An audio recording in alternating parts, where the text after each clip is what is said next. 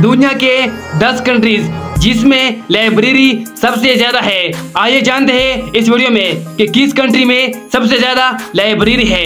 क्या इसमें पाकिस्तान और इंडिया है या फिर नहीं, आइए जानते हैं इस वीडियो में। नंबर 10 इटली में 16,000 लाइब्रेरी है। नंबर 9 यूके में 18,000 लाइब्रेरी है। नंबर 8 फ्रांस में 21,000 लाइब्रेरी है। नंबर 7 जापान में 33,000 लाइब्रेरी है।